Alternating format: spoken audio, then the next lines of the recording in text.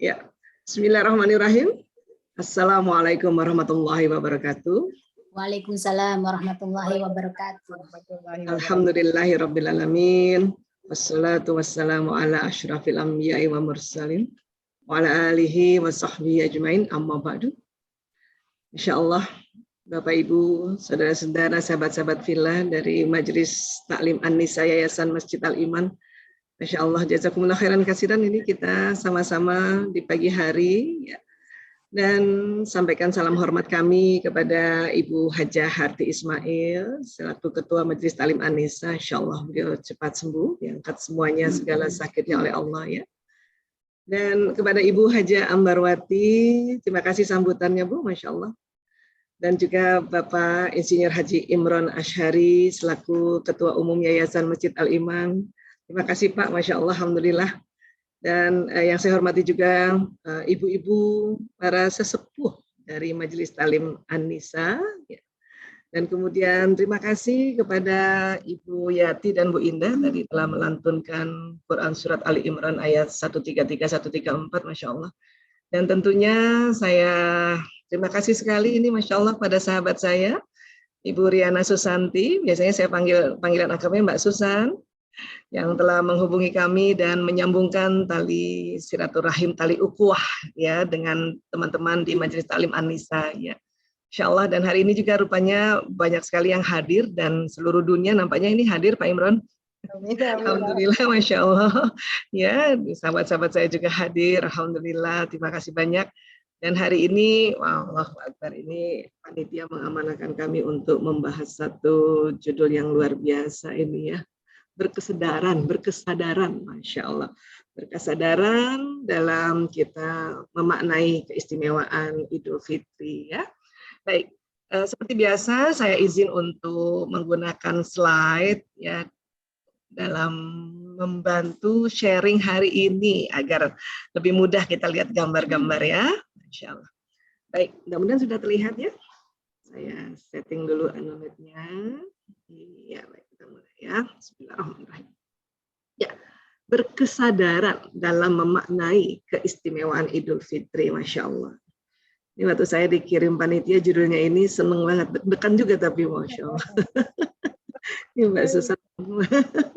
Ya, kesadaran ini rupanya kalau dari ilmu biologi kita, ilmu kedokteran kita ini ya, itu adalah sesuatu yang harus diulang-ulang gitu.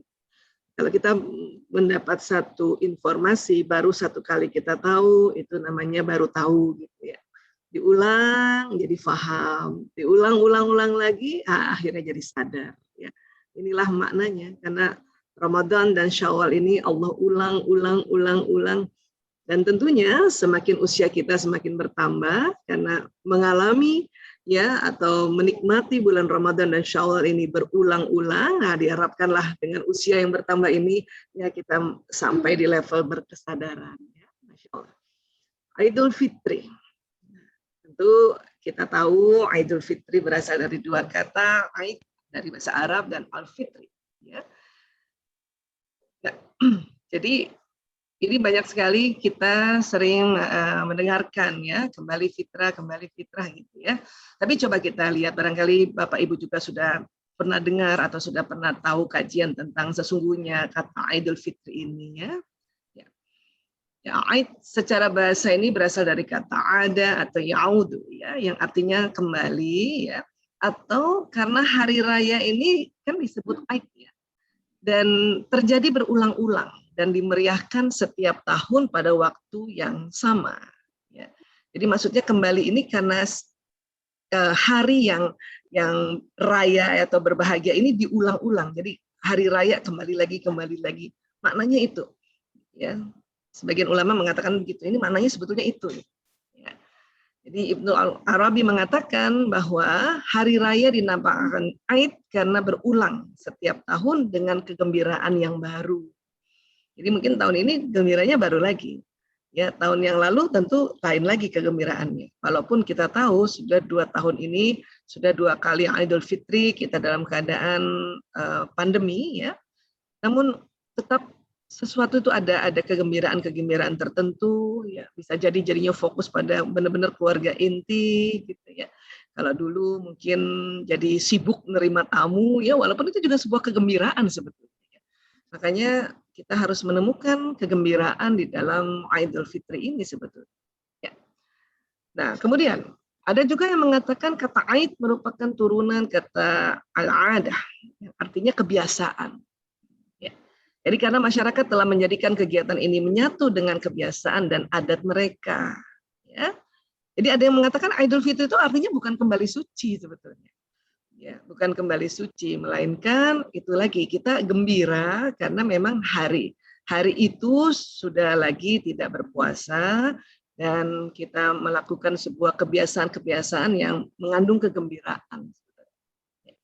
Nah, fitri. Nah, arti kata fitri ya. Jadi digarisbawahi bahwa fitri itu tidak sama dengan fitrah. Ternyata seperti itu. Ya. Fitri dan fitrah ini kedua kata yang berbeda, beda arti dan penggunaannya. Dan namun mengingat cara pengucapannya yang hampir sama, banyak masyarakat menyangka bahwa itu dua kata yang sama. Fitrah, ini kata fitrah ada dalam Al-Quran. Bismillahirrahmanirrahim. Wa'akim wajhaka lid-dina hanifan fitratallah allati fataran nasa 'alaiha la tabdila li khalqillah. Hadapkanlah wajahmu dengan lurus kepada agama Allah, ya, fitrah Allah yang telah menciptakan manusia menurut fitrah itu. Fitrah itu tidak ada perubahan pada fitrah Allah. Ya, kalau fitrah itu ada taknya dia, fitrah, ya, kalau dimatikan jadinya bunyinya jadi hak, ya, fitrah. Di Ar-Rum ayat 30, ya. Dan Ibnu Jauzi menjelaskan makna fitrah ini, ya, kondisi awal penciptaan di mana manusia diciptakan pada kondisi tersebut. Itulah makanya fitrah, ya. Jadi dengan demikian setiap manusia yang dilahirkan dia dalam keadaan fitrah, ya, telah mengenal Allah sebagai sesembahan yang esa, namun kemudian mengalami gesekan dengan lingkungannya sehingga ada yang menganut ajaran Nasrani atau agama lain. Ya. Jadi aslinya memang kita fitrahnya itu Islam. Ya. Nah, ringkasnya bahwa makna fitrah adalah keadaan suci tanpa dosa dan kesalahan. Kalau fitrah. Ya. Adapun fitri, ya, kata fitri berasal dari kata, ya, iftar, ya, aftar atau yuthrif. Yuthiru, ya, yuftiru, ya, atau iftar, aftar, ya, yang artinya berbuka. Kalau kita bilang memberikan iftar, ya, atau tidak lagi berpuasa. Ya. Disebut Idul Fitri karena hari raya ini dimeriahkan bersamaan dengan keadaan kaum muslimin yang tidak lagi berpuasa Ramadan. Dan kemudian tentu dari Abu Hurairah radhiyallahu anhu Rasulullah SAW bersabda, ya, as-shaumu yauma tasumuna, ya, wal fitru yauma tuftiruna. Hari mulai berpuasa atau tanggal 1 Ramadan adalah hari di mana kalian semua berpuasa. Hari berbuka, hari raya 1 Syawal adalah hari di mana kalian semua berbuka. Ya. Ini fitri. Dia nggak ada tak sih. Ya. Nah, ini. Sehingga, ya, ulama juga salah satu ulama, ya, Mu'alla bin Fadl mengatakan dulu para sahabat selama 6 bulan sebelum datang bulan Ramadan, mereka berdoa agar Allah mempertemukan mereka dengan bulan Ramadan. Nah, kemudian selama 6 bulan sesudah Ramadan, mereka berdoa agar Allah menerima amal mereka ketika di bulan Ramadan. Bayangkan, ya, memohon untuk menerima amalan kita pada saat bulan Ramadan ini ternyata 6 bulan para sahabat. Insya Allah. Ya. Nah, karena itu ketika bertemu sesama kaum muslimin seusai Ramadan itu mereka saling mendoakan taqabbalallahu minna wa minkum. Ya, ini yang paling singkat, ya, semoga Allah menerima amal kami dan kalian. Itu ternyata nggak cuma di Syawal nanti, ya.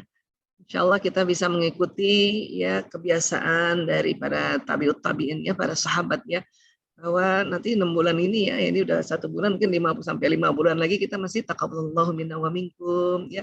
Syamana syamakum, kiamana kiamakum, seperti itu, ya, Masya Allah. Nah, kemudian kalau mina aidin wal faizin, ya, memang dianggap Artinya katanya mohon maaf lahir batin ya, tapi sesungguhnya bukan itu. Menurut ulama ucapan tersebut tidaklah berdasarkan dari generasi para sahabat atau para ulama setelahnya ya, bukan pada salafus saleh ya. Nah, kalimat itu mulainya dari seorang penyair di masa Al-Andalus yang bernama Syafiyuddin Al-Huli.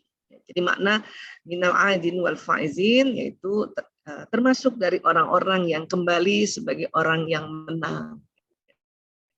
Namun buat kita sekarang ini mungkin lebih lengkapnya ya bisa kita sampaikan ya, taqabbalallahu minna wa minkum minal aidin wal faizin ya. Ini minal aidin wal faizin memang ini mengakar banget di Indonesia sebetulnya ya. Tapi taqabbalallahu minna wa minkum itu yang paling penting adalah makna ya, supaya kita tambah sadar bahwa tidak hanya diucapkan pada saat di Syawal saja, tetapi ya 6 bulan setelah Ramadan insyaallah ya. Sebetulnya apa sih keistimewaannya di Idul Fitri ini yang dikerjakan berulang-ulang? Apa sih yang membuat kita gembira selain memang hari itu sudah ya sama-sama berbuka puasa gitu kan?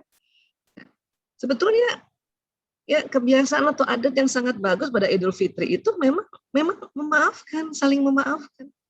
Bayangin kita saling memaafkan difasilitasi ya oleh satu momen yang betul-betul kita ya niatkan itu gitu. Memang memaafkan setiap hari, setiap saat bisa gitu. Cuman kadang-kadang kita mau minta maaf sama seseorang ya, bahkan pada suami sendiri itu suka malu-malu kan, atau nggak biasa ya minta maaf, atau suami ke istri nih paling lebih sering kayak gitu ya. Maka ada satu momentum, satu hari atau satu bulan bahkan ya ada suatu nuansa yang difasilitasi untuk akhirnya ya mungkin suami yang biasanya nggak minta maaf sama istri akhirnya minta maaf ya. Istri juga begitu.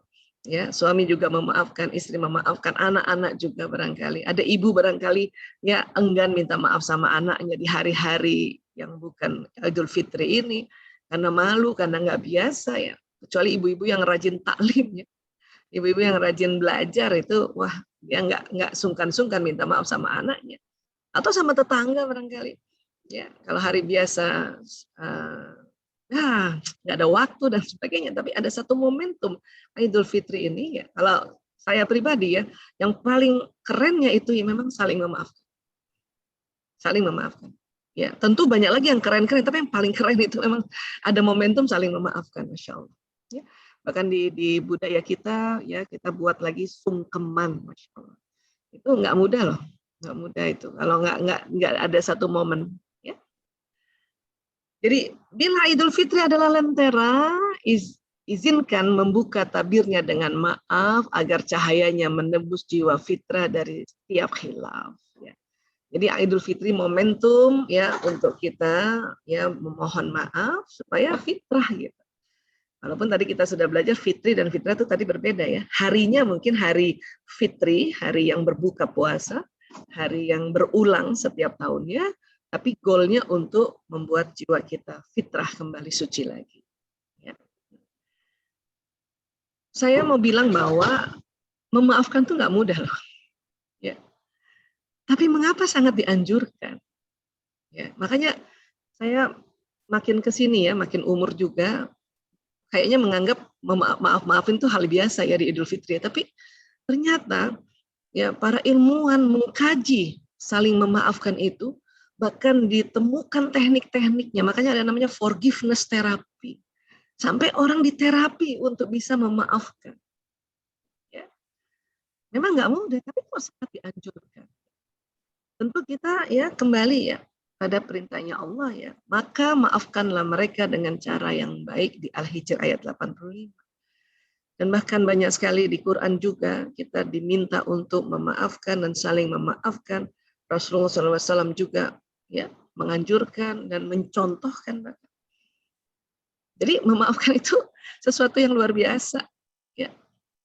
Nah, di surat Asy-Syura ayat 40, ya, Bismillahirrahmanirrahim, dan balasan suatu kejahatan adalah kejahatan yang setimpal. Ya kan? Tapi barang siapa yang memaafkan dan berbuat baik kepada orang yang berbuat jahat, maka pahalanya dari Allah. Pahalanya dari Allah ini, bukan dari siapa-siapa. Ya, bukan dari pimpinan kita, bukan dari pasangan kita, tapi dari Allah. Ya.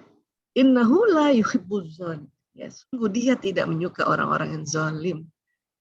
Ya Allah. Jadi memang boleh sih, itu ada apa namanya, adabnya juga ya, ada SOP-nya juga kalau ada kejahatan dibalas kejahatan yang setimpal kan gitu. Tapi ya Allah, kalau yang memaafkan dan berbuat baik itu, waduh, kita kalau dapat pahala atau katakanlah dapat hadiah saja dari sesama kita, ya Allah senang banget.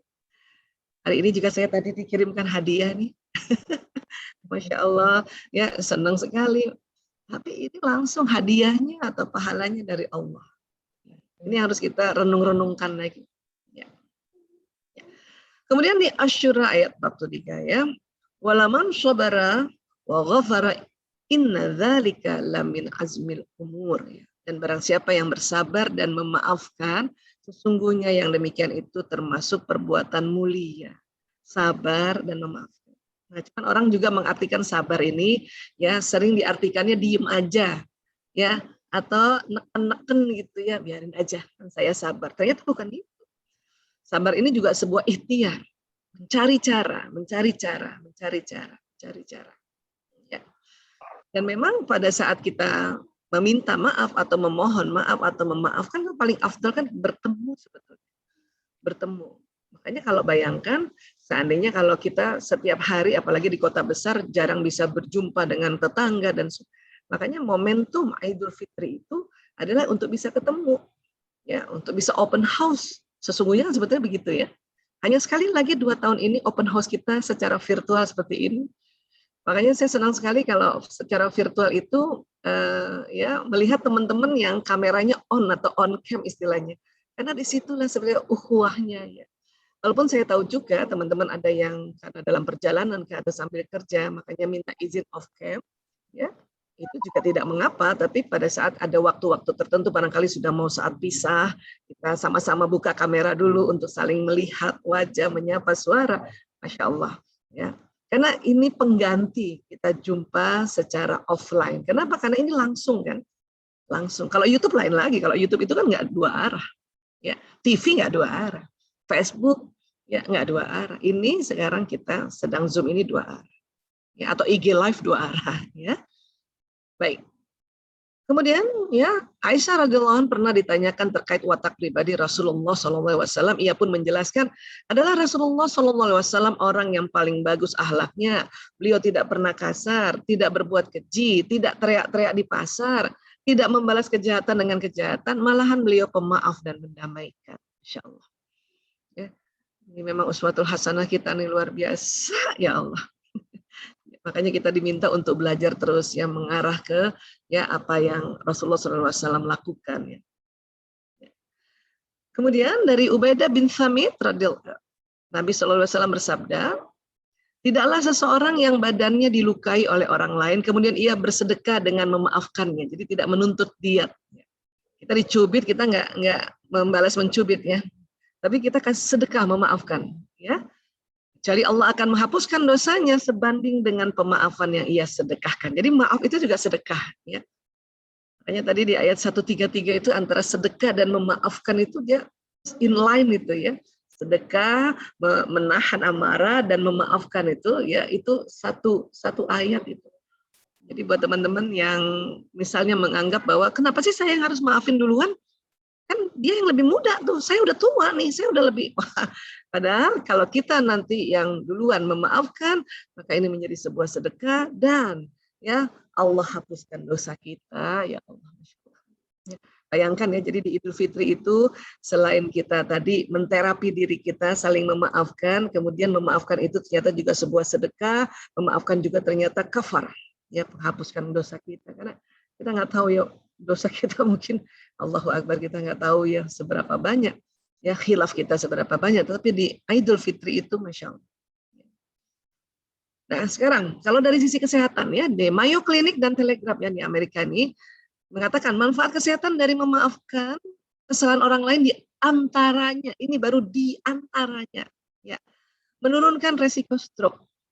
Ya, walaupun kita tahu stroke ini kadang-kadang ya itu karena tensi yang tidak terkontrol dan tekanan darah yang tegang ya. Nah, kemudian menurunkan risiko serangan jantung, mengurangi stres dan depresi, ya, meningkatkan kekebalan tubuh. Makanya nih lagi pandemi kayak gini kan kita harus imun nih naik ya. Makanya ya kita diminta untuk ya cepat-cepat memaafkan, saling memaafkan, minta maaf supaya kekebalan tubuh tuh naik ya. Nah, apalagi sudah dikasih wadahnya, difasilitasi di Idul Fitri ini, Masya Allah. Dan juga menurunkan risiko penyalahgunaan alkohol dan obat terlarang. Nah, ini pasien-pasien kami ini, ya, pasien-pasien kami sejak tahun 98 sampai sekarang itu kan pengguna alkohol dan obat-obat terlarang ini, ya, itu ternyata paling banyak karena ya marah, karena jengkel, karena dendam dan sulit memaafkan. Anak yang pakai marah sama orang tuanya, dia sulit memaafkan, maka dia ambil narkoba. Ya. Siapa juga misalnya di dalam, kan orang yang pakai narkoba bukan anak-anak aja nih, bapak-bapak di kantor juga begitu. Ya, dia marah sama pimpinannya, tidak mau memaafkan, nggak bisa minta maaf juga, akhirnya pakai narkoba. Ya kan? Suami istri juga begitu. Sekarang banyak sekali suami istri yang kena narkoba. Seorang suami marah sama istrinya, ya dia nggak bisa minta maaf dan juga tidak bisa memaafkan, akhirnya pakai narkoba. Istri juga begitu. Ya, nauzubillah min dzalik. Jadi sekali lagi, yang saya lihat setiap hari sejak sudah selama 22 tahun ini, gara-gara orang yang tidak bisa memaafkan dan saling memaafkan. Kalaupun sudah memaafkan, katanya saya udah maafin gitu ya. Tapi nyatanya masih belum sesungguhnya. Ya. Nah, jadi kata orang gini, ya, mengapa saya walaupun sudah memaafkan saya tetap tidak bisa keluar dari masalah saya? Jadi banyak juga yang begini, saya udah maafin gitu. Ya. Nah, ya, karena kita nih belum serius dan belum sungguh-sungguh memaafkan diri kita atau orang yang menyakiti pada peristiwa saat itu. Ya, bayangkan ya. Terus kata orang-orang, loh saya ini udah serius kok, udah sungguh-sungguh memaafkan. Ya, apa iya?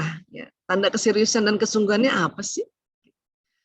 Kata para ilmuwan, para ahli-ahli mengatakan tanda keseriusan dan kesungguhan seseorang itu sesungguhnya ada apa? Ya, mengulang-ulang, mengulang-ulang memaafkan, mengulang-ulang minta maaf. Atau kalau misalnya ini jadi sebuah terapi, mengulang-ulang forgiveness terapi, ulang-ulang memang. Itulah makanya Ramadan dan Syawal berulang sebagai sarana untuk memohon maaf dan memaafkan. Emang berulang. Mungkin tahun lalu udah maafin baru 1/4. Tahun ini udah mulai setengah, tahun depan mau 3/4, tahun depan lagi. Ya kalau panjang umur ya. Makanya rugi banget kalau kita memaafkannya ya langsung separuh-separuh, dikit-dikit. Ya belum sempat 100% meninggal. Waduh, ruginya ya Allah. Ya, karena ruginya apa? Karena nanti di alam barzah ini kita menikmati, ya kita memaafkan orang 1/4 aja, Allah berikan ya pahala yang luar biasa. Kadang-kadang kita nyesel tuh, aduh kenapa nggak langsung aja sih 100% saya maafin gitu. Hanya memang peristiwa-peristiwa tertentu orang-orang ini kita ya kayaknya sulit banget. Terutama maaf ya pada saat kita ada konflik di orang yang sangat terdekat dengan anak kan, dengan suami, paling sering itu. Ya, makanya ya Allah ini dikasih lagi satu momentum, satu ya waktu yang kita saling maaf. Masuk Ramadan kita minta maaf. Di Ramadan apalagi kalau nanti sholat berjamaah saling bermaafkan. Tapi kadang-kadang saking biasanya salam-salaman aja nggak sampai gimana gitu, cuman salam aja jadi sebaik. Ya, akhirnya dikasih lagi di Idul Fitri. Ya. Nah ini. Jadi barang siapa memaafkan kesalahan orang lain, maka Allah akan memaafkan kesalahannya pada hari kiamat. Masya Allah. Ya, ini benar-benar deh. Luar biasa. Kata orang, forgive yes, forget no, katanya. Mbak Isa, saya bisa memaafkan, tapi kok nggak bisa melupakan ya? Memang begitu, Bapak Ibu. Otak kita itu memang Allah buat suatu ketentuan atau hukum alamnya atau sunatullahnya, memang nggak melupakan, tapi memaafkan. Bedanya apa gue? Memaafkan itu kita, ya Allah saya maafkan dia. Ya. Dan kemudian mungkin kalau kita datang ketemu orangnya sih minta maaf ya. Bagus lagi sebut peristiwanya apa? Ya, saya sama suami yang biasanya ya ayah, mas, ya Bu Isa minta maaf ya. Kenapa? Kemarin nggak sengaja tidur munggung belakang, nggak sengaja. Misalnya. Itu juga harus diomongin gitu.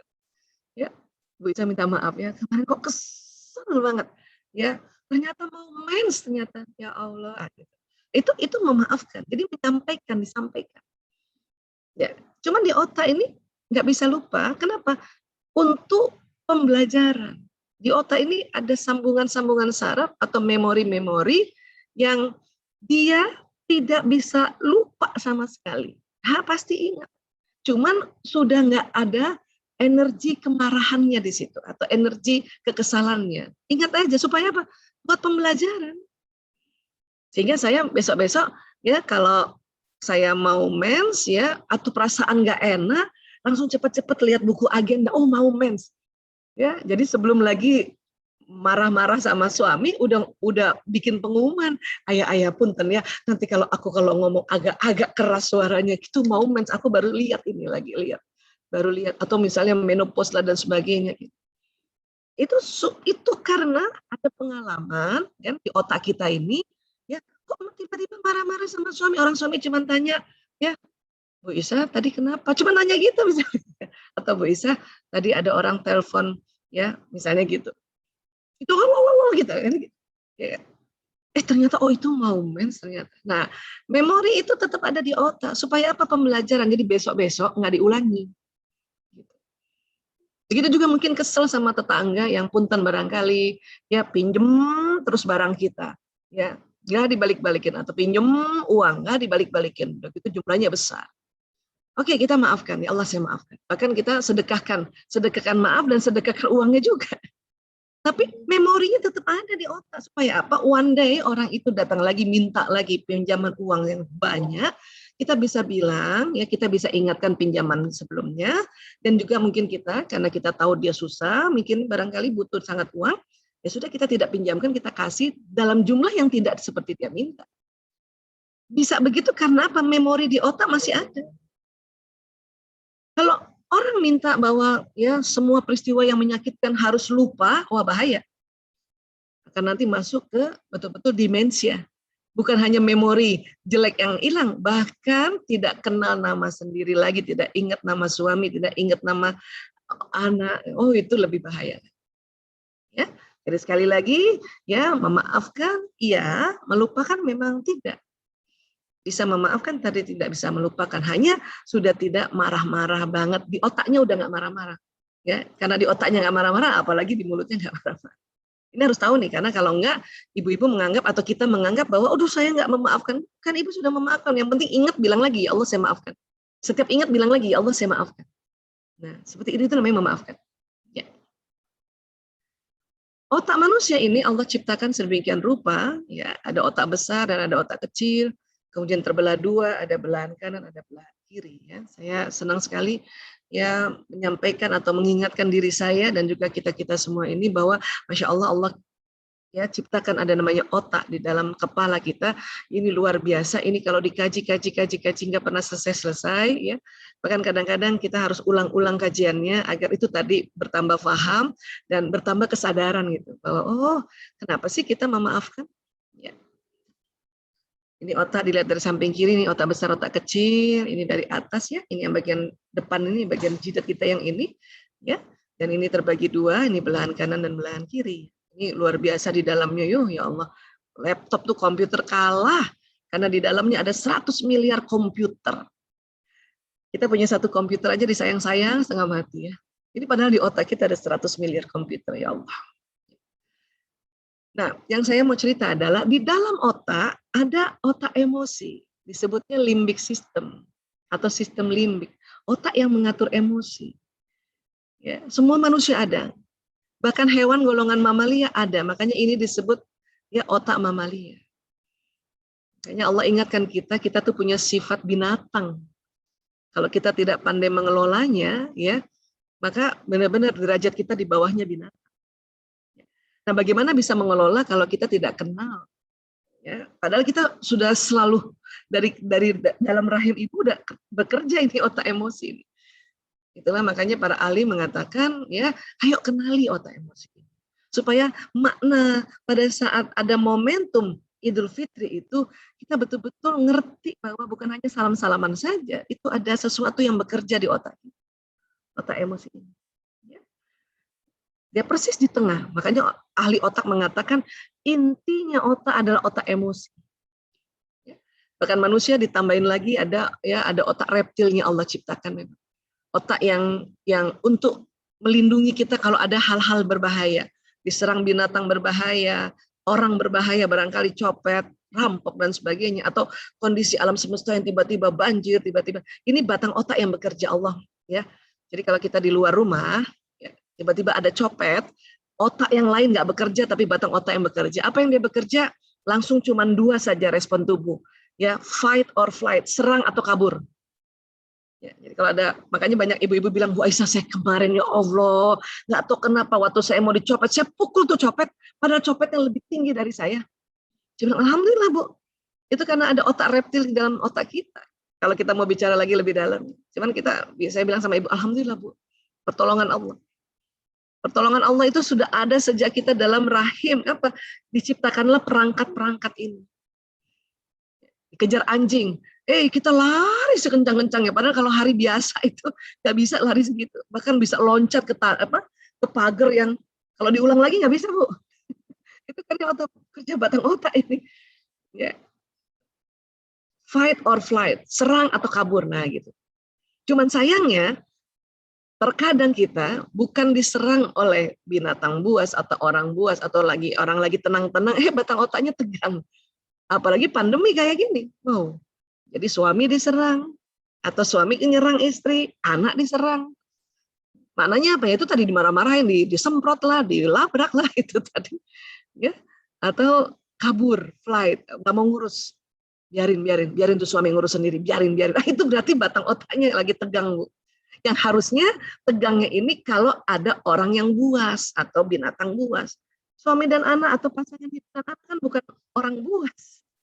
Ya, bukan binatang buas. Itu cuman kita ini karena pandemi ini ya Allah tegang bertahun-tahun, maka ini kita ya di dalam rumah pun tidak ketemu orang yang buas tegang. Inilah yang perlu kita ya pelajari atau kita ingat, oh ya Allah. Ya. Bu Aisyah, kita tuh udah belajar loh, udah ikut taklim loh, ya, udah ikut seminar juga loh. Itu emang ilmunya di mana sih? Ilmu itu ya nanti terletaknya disimpannya di otak bagian depan, di belakang dahi. Sinilah kalau kita baca Quran, ya, atau kita baca hadis, masuk sini. Kita dengar nasihat, kita kisah-kisah, prinsip-prinsip, kita belajar baca buku atau dengar tausiah oleh guru-guru kita, masuknya di sini nanti. Lewat mana Bu Aisyah? Lewat mata, telinga. Kalau misalnya kita ucapkan ulang, itu masuk di sini, simpan di sini. Tapi walaupun sudah banyak ilmunya, kalau kita nggak kenal otak mamalia dan batang otak, tidak tahu bagaimana ya mengatasi ini bisa terblokir sementara. Ya. Makanya banyak orang-orang bilang, ibu itu rajin banget taklim ya, tapi kalau marah dia teriak juga. Iya, karena kalau lagi marah, ini tuh tegang. Ya, otak mamalia tegang, otak reptil tegang. Ini ketutup, terblokir sementara tapi. Ya. Jadi gimana Bu Aisyah supaya ingat lagi? Makanya ini kita rilekskan lagi. Nanti kita belajar cara merilekskannya. Ini rilekskan, maka ini ingat lagi. Kok bisa Bu Aisyah? Kan ilmunya udah ada. Kok bisa kita masih marah juga? Karena otak tempat ilmu dia kalau urutan di kepala dia di depan kayaknya. Tapi urutan untuk respon ke tubuh dengan sumsum tulang ini dia justru di belakang. Kenapa? Karena tulang belakang ini itu membawa saraf pesan dari posisi otak yang nomor 1 yaitu batang otak. Nomor 2 otak emosi, baru nomor 3 otak ilmu. Untuk membuat apa? Untuk membuat sebuah perangai atau perilaku. Jadi kalau otak emosi kita ya ini tegang atau batang otak tegang, ilmu yang di sini waktu dia mau ke sini terhambat karena dia harus keluar ke sini untuk membuat sebuah perilaku. Jadi hadang oleh batang otak dulu, dihadang oleh otak mamalia dulu. Itulah ini kita harus rilekskan dulu. Ya. Jadi percuma dong kita taklim atau kita belajar, enggak percuma. Kenapa? Ada isi di otaknya. Nah, sekarang kita bandingkan dengan orang-orang yang enggak belajar, kosong di sininya. Orang-orang enggak ikut taklim, kosong di sini. Ibu-ibu yang enggak ikut taklim, malas taklim, kosong di sininya. Ya kalau dia senang baca, atau mungkin dia tidak ikut taklim secara formal, tapi dia sekarang karena ada fasilitas ya gadget dan kita dengerin sendiri sambil di dapur, nah itu alhamdulillah masuk juga. Tapi kalau sama sekali kosong, walaupun sudah merilekskan batang otak mamalia karena nggak ada isinya, ini cepat tegang lagi. Makanya bersyukurlah kita isi ini. Bersyukur juga kita bisa menaklukkan atau mengelola otak mamalia dan otak reptil. Kadang kita beberapa detik pertama itu kita ya nggak bisa mengelolanya. Nah, inilah juga yang membuat kita ya kesel sama seseorang sehingga kita ya sulit memaafkan. Apa yang terjadi sih Bu Aisyah sebetulnya ini dia. Ya, di otak kita ini terjadi sambungan kan dari mata, dari telinga. Nah, di otak itu terjadi satu memori, terbentuk memori oleh kerja seperti ini. Ya. Nah, cuman waktu terbentuk memori ini dia lewat otak emosi. Makanya kalau ya seseorang itu menjengkelkan, nah itu memori yang di otak ini sangat-sangat kuat sambungannya, sehingga ingat banget kesalahannya itu, ingat aja kesalahan orang itu. Apa yang terjadi? Nanti mengganggu apa? Mengganggu tubuh. Nanti kita belum lagi bahas tentang kolbu ini ya, ini juga butuh satu kajian sendiri. Kita baru bicara tentang bagaimana ya otak emosi ini masih panjang, Masya Allah. Baik.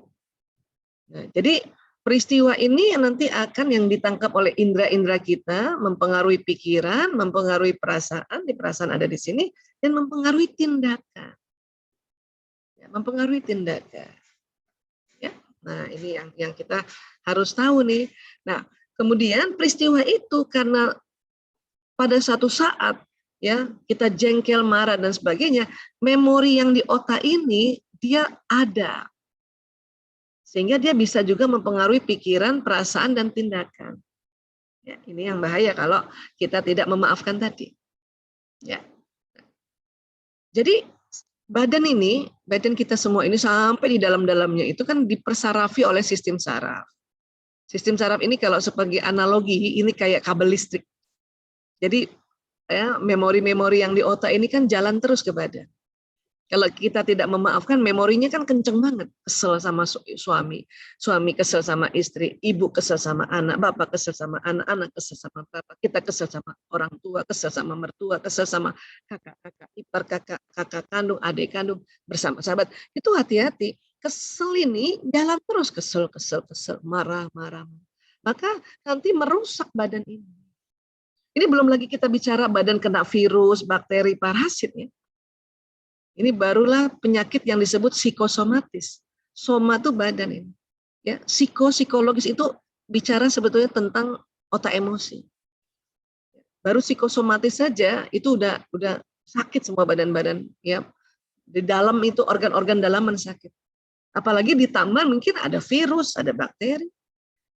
Terkadang kita ya sudah nggak psikosomatis, ada juga virus, bakteri. Kenapa? Kurang tidur, kurang makan, kurang minum, kurang gerak, itu juga termasuk. Tapi yang paling parah adalah sudah psikosomatis, ya kita tidak memperhatikan kesehatan tubuh kita, kena virus, kena bakteri, ya, hanya rusak ya. Nah, Ramadan sebelum kita Idul Fitri tadi, Allah ya persiapkan kita untuk berani minta maaf.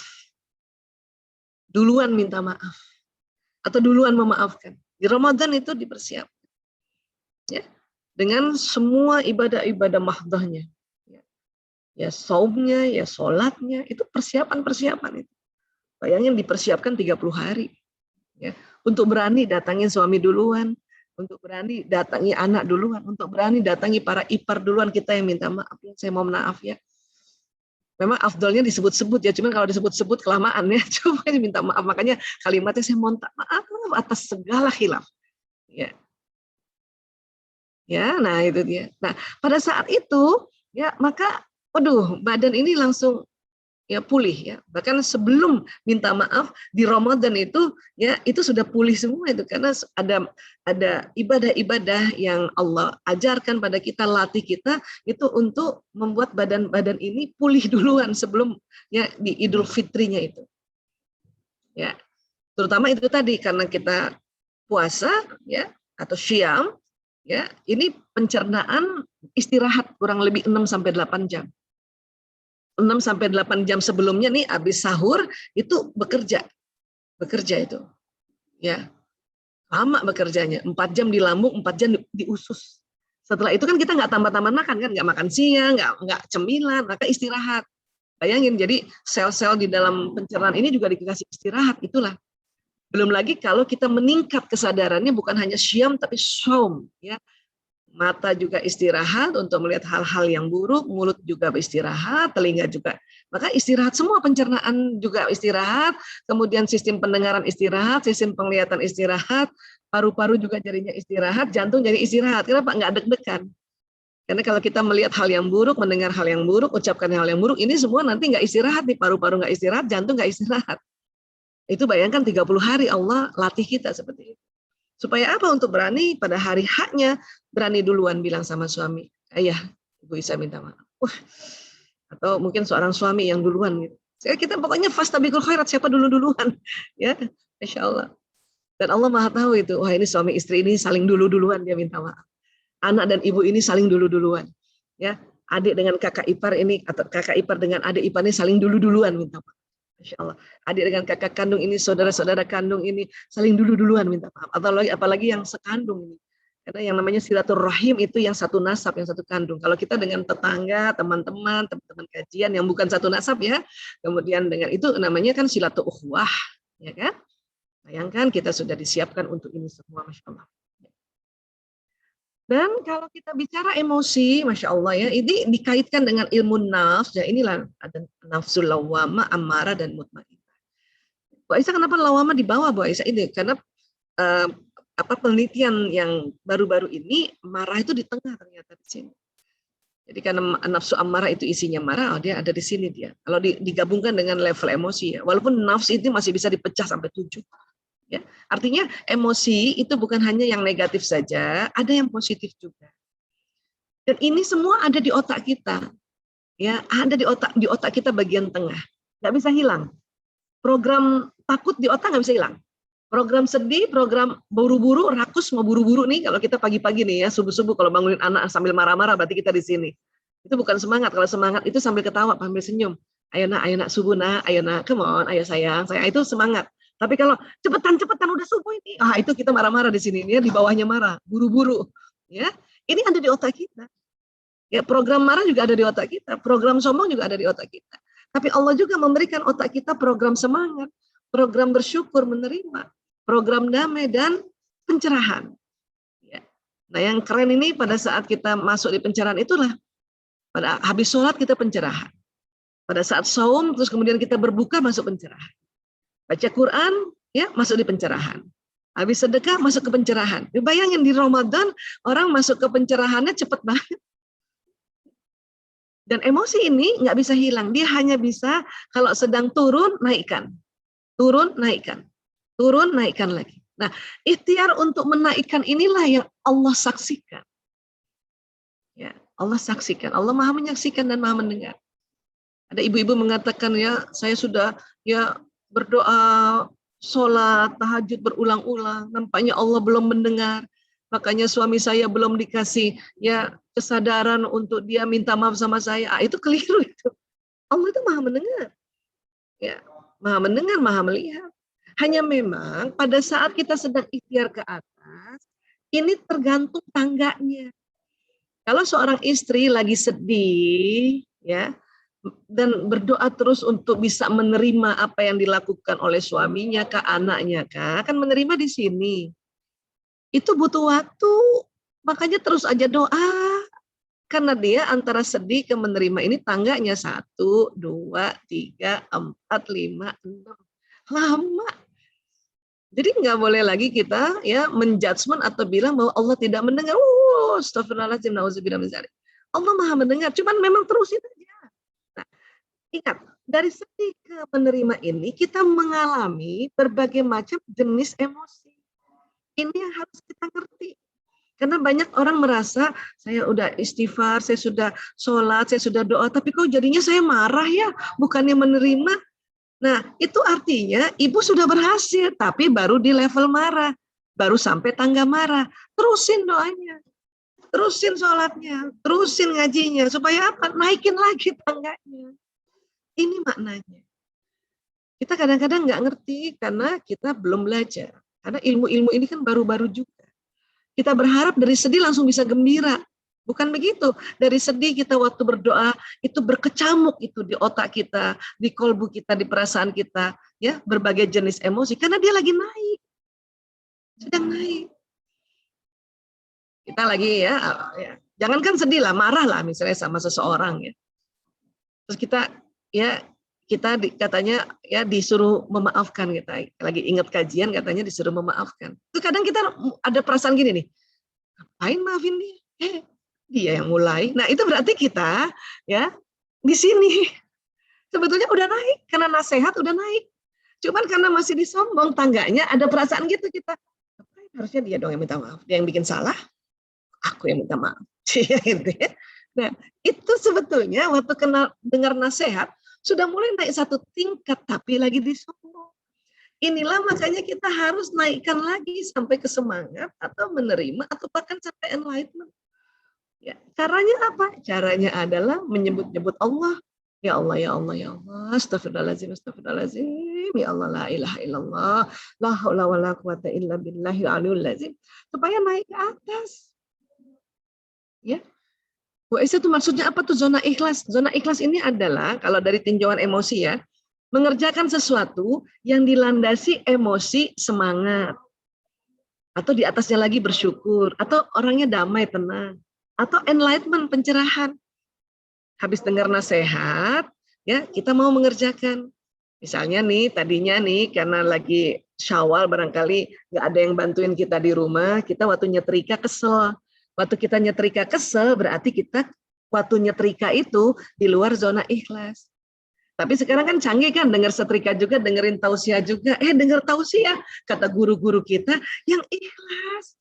Nah, habis dengar tausiah itu kita rupanya bisa sampai ke sini, pencerahan. Nyetrika di baju yang ke-10 udah sambil senyum-senyum. Berarti yang di baju ke-10 itulah kita menyetrikanya dengan ikhlas. Ya. Kenapa? Karena kalau kita dengar nasihat kan kita langsung astagfirullahaladzim, astagfirullahaladzim, astagfirullahaladzim. Otomatis kan kita istighfar, dia naik. Minimal semangat aja. Oh ya Allah, ternyata kalau kita nyetrika itu dengan baca basmalah ya dan kemudian semangat itu namanya ikhlas, dan ikhlas itu banyak keuntungannya, banyak pahalanya. Nah, kita senang. Makanya inilah yang disebut naik turun. Mau sedekah juga gitu, kadang sedekah kita suka rasanya marah. Apalagi sedekah sama adik misalnya. Baru aja kita dapat uang, tuh adik minta uang buat bayar uang sekolah anak, kan kesel ya. Kita yang capek kan gitu ya. Nah, pada saat itu jangan dulu dikasih uangnya tuh, jangan dulu dikasih uangnya. Ya, karena kalau kita memberikannya pada saat marah, ya, tadi kan ya tadi Al-Imran 133 134 kan, 134 khususnya itu kan tadi memberikan sedekah, kemudian kita tadi ya menahan marah dan memaafkan. Itu dulu, lakukan itu. Ya. Lakukan itu dulu supaya apa? Supaya itu tadi ya. Ya. Ini pengampunannya langit dan bumi. Ini makanya istighfar dulu, astagfirullah ya Allah. Saya aja gitu tuh Bu. Saya lagi ada uang nih habis kerja, terus adik saya misalnya, Kak, boleh Kak minta Kak, adik apa ponakannya ini mau, itu kan pegang uangnya tuh, ya percaya deh, masih ada satu beberapa detik untuk kita ya menaikkan level emosi walaupun kita tanpa sadar itu. Kita katakan astagfirullah, astagfirullah ya Allah, astagfirullah. Ya Allah, ikhlas, ikhlas, ikhlas, ikhlas. Nah, katakan itu juga ikhlas, ikhlas. Nanti dia naik. Oke. Nah, gitu. Nah, berarti kita memberikannya dengan ikhlas. Kotak nih lagi di masjid, kotak jalan. Kadang-kadang kita tuh tanpa terasa, emosi kita tuh kesel lihat kotak. Terus teman-teman, Bapak Ibu misalnya masukin uang di kotak, itu berarti masukin uangnya di luar zona ikhlas tuh. Jadi gimana Pak Isa? Nah itu dia, ya pas kotak lewat istighfar dulu, astagfirullahaladzim. Nah setelah kita istighfar itu biasanya naik emosi kita di semangat, ilmunya kita ingat lagi, ingat tadi di otak ilmunya kita ingat lagi bahwa oh iya ya sedekah itu luar biasa, sedekah itu Allah ya balas 700 kali lipat. Baru ingat ilmunya kalau sudah di zona ya atau di nafsu mutmainnah. Makanya jadikan istighfar itu selalu naik ke atas, astagfirullah. Baru ingat lagi oh iya. Jadi waktu memberikannya karena semangat, karena ingat ilmunya, maka memberikannya di zona ikhlas. Dan ini usaha naik ke atas inilah yang Allah Maha menyaksikan. Itu dicatat sebagai sebuah ikhtiar. Ya. Karena turun lagi. Bisa begitu. Iya naikin lagi. Sampai kapan begitu Aisyah? Sampai mati kita. Inilah perjuangan kita. Inilah jihad kita. Karena jihad yang sesungguhnya adalah itu tadi, mengelola nafsu ini. Ini yang terjadi di otak kita. Itulah luar biasanya Idul Fitri, ada momentum untuk kita ya berani minta maaf atau berani memaafkan. Tapi dilatihnya 1 bulan. Ya Allahu Akbar. Ya. Emosi negatif cenderung bertahan lama dalam diri seseorang sampai ia dilepaskan. Jadi emang dia bertahan di dalam badan kita sampai ya energinya itu kita lepaskan dengan cara tadi istighfar, dengan cara ibadah. Ya, apa sih marah? Marah itu merasa diperlakukan tidak adil. Ya, apa sih frustasi? Apa yang dilakukan tidak berhasil. Itu emosi negatif. Ya, apa sih kecewa? Apa yang diinginkan tidak bisa terwujud. Ya, apa sih takut? Merasa sesuatu yang buruk akan terjadi, padahal belum tentu. Itu juga emosi negatif. Ya, apa sih rasa bersalah? Merasa telah memperlakukan orang lain secara tidak adil. Ya kan? Kita sering begitu kan, guilty feeling. Apa sih sedih? Kehilangan sesuatu yang berharga. Ya. Kemudian satu lagi, apa sih sombong? Merasa lebih dari yang lainnya. Itu juga emosi negatif. Ya. Ini menetap itu kalau kita nggak cepat-cepat, ya lepaskan dengan cara tadi naik tangga. Kalau kata anak-anak sekarang nih Bapak Ibu ya, move on, naik tangga. Ya. Nah, kenapa? Karena kalau emosi negatif ini dibiarkan, ya itu bisa ya kita memendam. Nah, ini bahaya. Atau bahayanya lagi akhirnya membalas dendam. Nah, inilah cilaka ini. Bahkan pakai gendam untuk membalas dendam orang, ini bahaya. Ya. Cara terbaik mengelola emosi adalah memaafkan. Nah, ini lagi kata memaafkan, saya ulang-ulang. Ya. Menurut psikolog dari University Southern California, Rubin Khaddam PhD, ya ini orangnya ya. Nah, ini dia nih, Rubin Khaddam, dia orang Persia ya.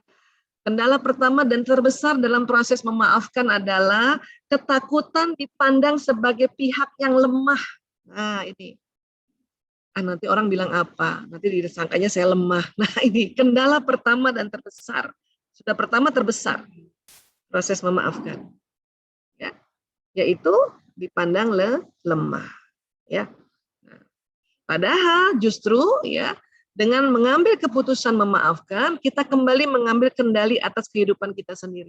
Atau jadi jauh lebih sehat, jauh lebih beruntung, ya, jauh lebih ringan badannya, sehingga nanti ibadah untuk setelah Ramadan ringan, ya. Tadi kan Bu Ambar bilang, gimana caranya ini setelah Ramadan supaya yang tadinya sudah terbiasa, ya, sholat qobliyah ba'diyahnya, ya, tahajudnya kok jadinya berat. Nah itu tadi.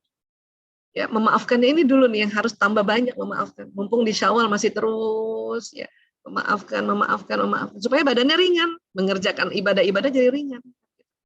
Ya. Saat memaafkan orang lain yang terjadi pada otak ini ada 3 bagian dalam otak yang teraktivasi ya. Ini nggak usah dihafal ya, tapi saya kasih lihat gambar-gambarnya. Jadi ada bagian sini, ini yang bagian depan ya. Ada bagian depan aja 2, ini bagian di sini. Nah, ini biasanya bagian yang ada kaitannya dengan watak ini. Ya. Jadi kalau kita memaafkan seseorang, otak kita nih luar biasa dia bekerja. Otak membantu mengatur emosi pada saat memaafkan. Fungsi-fungsi otak tersebut membantu Anda dalam mengatur emosi dan menyelesaikan amarah serta dendam yang dirasakan mengenai suatu kejadian negatif yang dialami, seperti kejadian saat seseorang telah menyakiti Anda. Jadi pada saat kita baru niat nih mau memaafkan, otak udah siap-siap bekerja, mau menyelesaikan. Ya. Itu kerennya itu, Masya Allah. Baru niat aja, ya Allah saya niat memaafkan. Baru niat itu. Atau dalam hati ya, saya maafin aja lah orang itu gitu ya. Baru gitu ya, itu otak udah kerja. Udah kerja. Apalagi kalau kita sungguh-sungguh ya memaafkan dengan mengulang-ulang dan dengan itu tadi ya, kita sebut-sebut ya Allah saya maafkan ya Allah saya maafkan ya Allah. Ya. Nah, ada 4 elemen yang membuat memaafkan itu efektif. Ya, 1, kita rilis emosi negatif. Ya, sebelum memaafkan ya, setiap orang memiliki cara sendiri untuk melakukannya, merilis dulu, dilepasin dulu emosi negatif. Caranya ya nangis. Enggak apa-apa Ibu kalau mau nangis karena kesel sama suami, nangis aja dulu Bu. Ya, bagusnya nangisnya di atas sajadah kan? Lepasin dulu, karena kalau kita mau memaafkan belum melepaskan kita punya emosi negatif tadi, dia menetap di badan kita. Memang karena sistemnya dari otak. Nangis aja dulu, Bu, nggak masalah. Ya, anak kecil juga gitu, dia sakit atau dia kesel sama kakaknya, dia nangis dulu. Ya kita biarin aja nangis. Cuman itu tadi, kalau dia nangisnya terlalu heboh, kita ingatkan, oke, nangisnya slow dulu, slow. Ya, nah gitu. Ya, supaya dilepas dulu. Atau menulis, ada orang nggak menangis, dia tulis semuanya tuh kesalahan. Nah, tapi kalau udah tulis, ada baiknya kertasnya dibuang ya, Bu.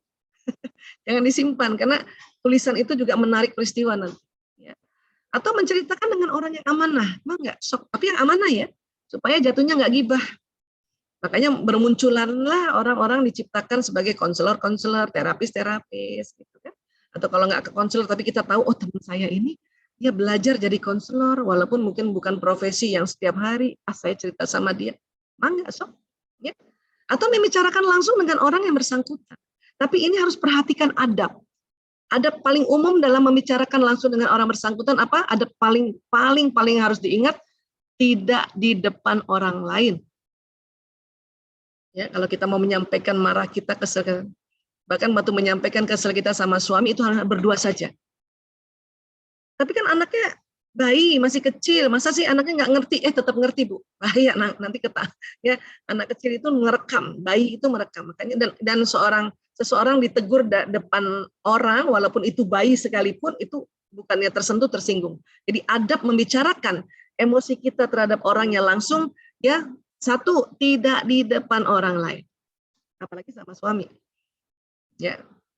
Kemudian nanti kalau ada suami lain lagi, ya, pada suami ngomongnya nggak boleh lama-lama, paling lama setengah jam, Bu. Kalau setengah jam aja, Bu. Kalau ibu ada kesel mau menyampaikan, nggak boleh lama-lama, karena lama-lama merepet nanti kemana-mana.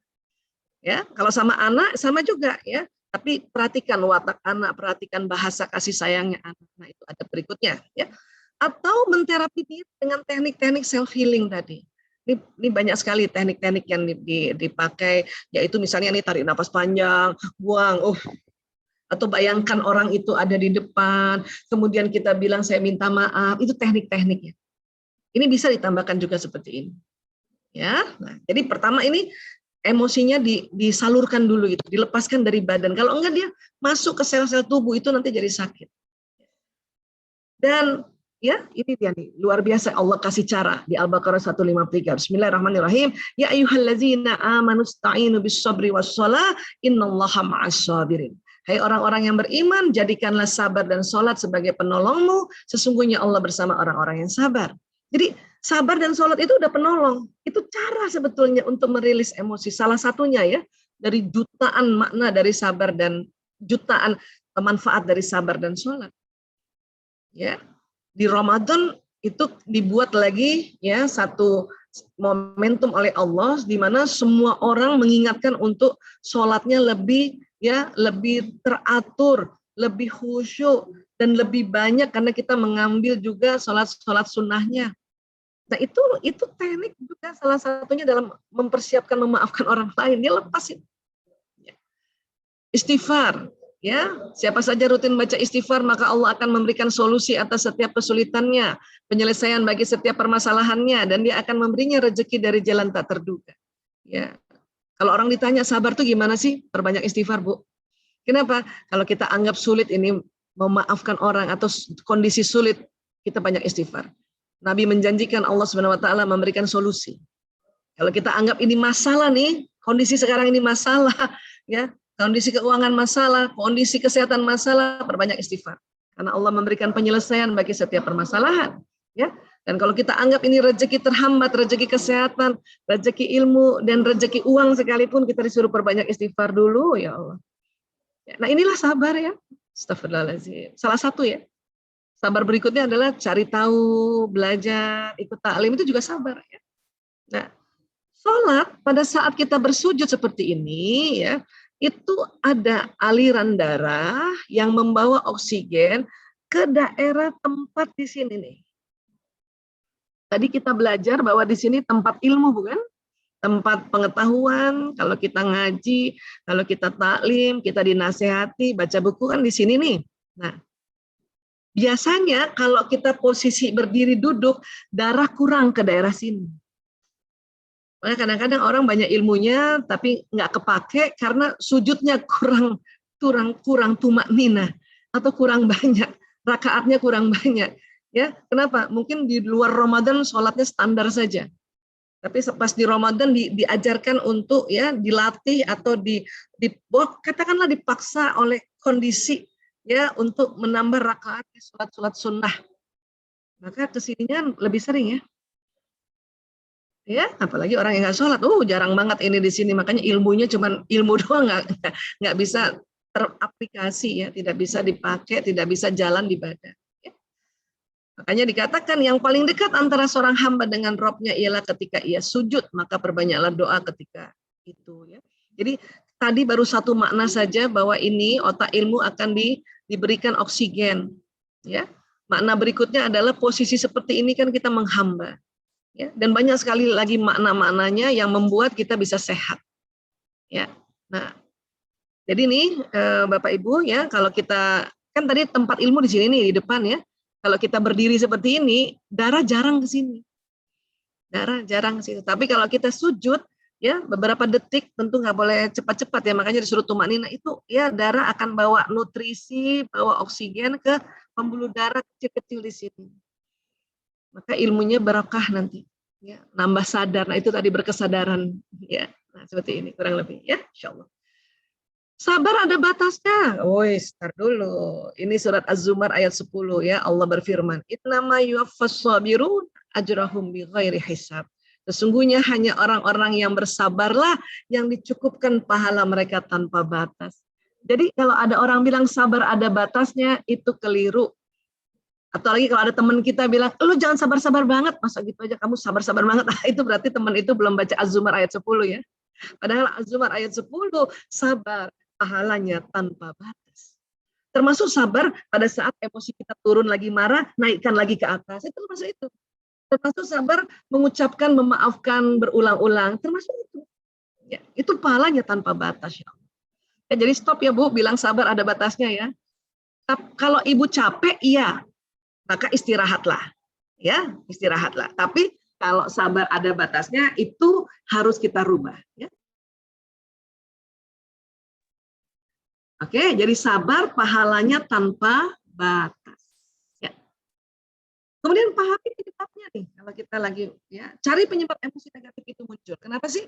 Ya, secara basic ya penyebab munculnya itu karena terlalu ingin ngatur, makanya marah kita. Atau terlalu ingin diterima, makanya kita marah. Atau terlalu ingin terpenuhi rasa aman, makanya kita ketakutan. Cari yang mana nih? Ya, saya sama suami saya marah, kenapa sih? Oh ya, saya terlalu ngatur sama suami misalnya. Oh, saya terlalu ingin diterima sebagai istri. Makanya istri-istri suka marah. Suami-suami ya, pas baru datang sampai rumah, yang diajak ngomong anaknya, bukan kita istri. Oh, makanya kita marah. Terus kita langsung cari tahu apa? Oh, karena saya ingin diterima sebagai istri. Saya tersinggung. Oh, karena itu. Karena kalau kita ya emosi negatif terus tahu penyebabnya apa, itu lebih mudah memaafkan. Ya. Atau misalnya kita ketakutan, oh anakku belum datang ya jam 1 ya. Oh, karena kita ingin terpenuhi rasa aman. Makanya kita teleponin terus anak itu kan gitu. Pahami penyebabnya. Ini yang mudah memaafkan. Jadi kita maafin tuh anak, ibu maaf Bu, tadi saya lupa kasih tahu saya mampir ke rumah misalnya. Ke rumah teman saya mampir, maaf ya Bu. Nah, kita mudah memaafkan. Kemudian 3, bangun kembali rasa aman dan nyaman. Maksudnya apa Bu Aisyah? Ya. Saat Anda telah menyatakan memaafkan, Anda perlu membangun rasa aman dan nyaman dengan apa? Meyakini bahwa Anda dapat terhindar dari hal yang sama di masa yang akan datang. Ada seorang istri marah sama suaminya gara-gara misalnya ya suami lupa atau suami itu tadi ya lupa misalnya taruh handuk di tempat handuk yang betul, yang kecil-kecil gitu kan. Terus kita sudah maafin tadi, kita ya Allah saya maafkan ya Allah. Terus kita bantuin ya kita yang pasang taruh lagi itu handuk. Ya. Nah harus yakin bahwa insya Allah besok-besok dia taruh handuk di tempat handuk itu harus begitu. Cuman di sini tantangan kita yang sering, besok lagi ntar dia begini lagi. Alah, paling besok lagi. Nah, itu yang bikin kita tidak meyakini. Maka harus yakin ya Allah insya Allah dia akan taruh tempat lebih baik lagi. Ya. Atau misalnya seorang orang terdekat kita, misalnya pasangan hidup kita yang melakukan kesalahan yang fatal banget. Ya. Terus kita sudah mencoba tadi ya merilis emosi, kita nangis, sudah curhat juga, ya sudah ngomong juga sama si suami, ya. Terus kita cari tahu penyebabnya, oh karena saya ya tersaingi dengan perempuan lain, misalnya gitu ya. Ya sudah nih, sudah istighfar, sudah doa, sudah sholat, ya. Nah, yang langkah ketiga harus yakin bahwa insya Allah ya kita terhindar dari hal yang berikutnya. Cuman masalahnya adalah kita sering bilang dalam diri kita, apa iya ya dia ya tidak melakukan lagi, apa iya ya, itu apa iyanya berarti nggak yakin. Makanya harus bilang, ya Allah saya yakin ya Allah, yakin ya Allah, Engkau yang maha melindungi. Ini harus dibangun. Masa sih Bu Isa? Nah, kata masa sih itu berarti belum yakin, maka istighfar lagi, astagfirullahaladzim, astagfirullahaladzim. Ya, jadi kuncinya ikhtiar menuju ikhlas dan tawakal. Ingat, ini nih kita suka turun kan? Nah, kalau turun naikin lagi menuju ikhlas ini. Hasilnya tawakal. Nanti saya maafin, dia masih juga melakukannya itu. Itu berarti belum tawakal itu. Karena hasil kita harus tawakal. Pokoknya tugas kita adalah tahu kita nih turun, naikkan lagi dengan perbanyak istighfar, perbanyak ibadah, naikkan lagi. Hasilnya tawakal, terserah Allah ya Allah. Ya, aku ya pasrahkan padamu ya Allah, Engkau yang atur. Karena kita nggak tahu apa yang dilakukan pasangan hidup kita di luar rumah, anak-anak di luar rumah, sahabat-sahabat di luar rumah. Jangankan di luar rumah, di luar kamar saja. Misalnya kita di kamar, suami kita di luar kamar, apa yang dilakukan kita nggak tahu. Yang penting tugas kita naikkan sampai ke zona ikhlas ini. Ya. Kemudian mulai lembaran baru, ya. Memulai lembaran baru berarti Anda berusaha untuk tidak lagi mengungkit apa yang terjadi di masa lampau yang membuat Anda luka kepada orang yang bersangkutan. Jadi jangan ditanya-tanya lagi sama orang yang bersangkutan. Udah minta maaf sama suami, nggak usah tanya-tanya lagi. Tapi kepengen ngomong Bu Aisyah, ngomong aja sama orang lain, ngomong aja sama sahabat yang amanah tadi.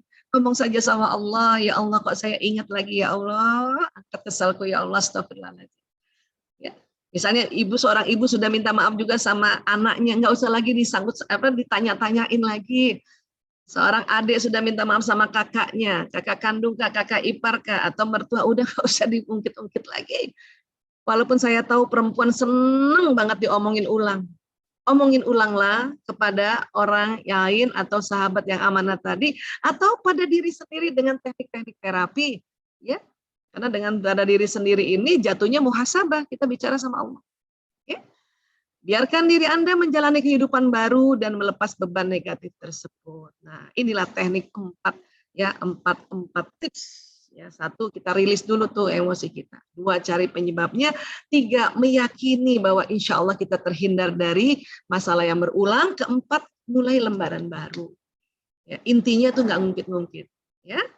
Tujuannya apa sih tujuannya? Ya Allah, tujuannya itu selamat dunia akhirat. Ngapain sih Pak Aisyah capek-capek kita melakukan itu tadi, memaafkan gitu kan gampang aja. Ya, gampang aja itu tadi, masih suka bebekas kan. Makanya kita pakai tadi. Tujuannya selamat dunia akhirat. Itulah tadi surat Ali Imran ya. Dan bersegeralah kamu kepada ampunan dari Tuhanmu dan kepada surga yang luasnya seluas langit dan bumi yang disediakan oleh orang-orang yang bertakwa, yaitu orang-orang yang menafkahkan. Menafkahkan ini termasuk nanti memaafkan ya. Karena ini harta ini kan di dalam kurung ya. Baik di waktu lapang maupun sempit, dan orang-orang yang menahan amarahnya dan memaafkan kesalahan orang lain. Masya Allah ya. Allah menyukai orang-orang yang berbuat kebajikan. Allahu yuhibbul muhsinin. Ya Allah. Jadi sekali lagi sahabat-sahabatku, inilah mengapa kita ya momentum Idul Fitri itu bukan memang kita menganggapnya terbiasa ya. Karena memang itu kan diulang-ulang ya. Tapi bolehlah berkesadaran ini naikkan sedikit cara memaafkannya dengan tahu, oh otak kita ini kalau memaafkan ternyata bekerja baik, oh kita jadi sehat, oh gitu loh caranya supaya efektif ya. Apa ya sudah lepasin dulu, ya nangis lagi dulu nggak apa-apa. Atau tadi cari penyebabnya, langkah kedua, ya, yang mana sih? Yang ketiga tadi ya kita yakin bahwa ini kita tidak berulang lagi ini kesalahan ini. Keempat ya membuka lembaran baru. Ya, kurang lebih seperti ini dulu, nanti kita akan bisa perdalam lagi ya. Jadi saya kembalikan kepada sahabat saya, teman sejawat saya, Ibu Dr. Rahmawati. Ya, lebih kurangnya mohon maaf lahir batin. Ya, wabillahi taufiq wal hidayah, wallahu a'lam bishawab. Assalamualaikum warahmatullahi wabarakatuh. Saya kembalikan ke moderator. Alhamdulillah,